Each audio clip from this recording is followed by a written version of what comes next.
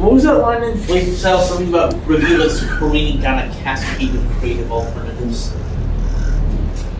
Seeing rivulets to the left of the main cataract. Rivulets to the left, rivulets to the right, volleyed in thunder. Yeah. And there's the St. Lawrence River. There's the bridge to, what was the name of the island we were just on? Ile d'Orleans. Ile d'Orleans.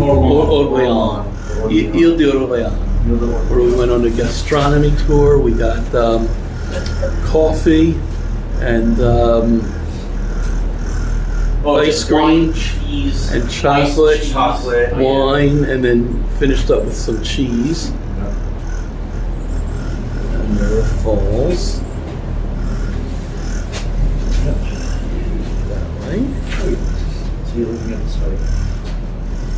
Yes, you There's the bridge. I think that will. We're about to come to the end of the But you say line, something around so 6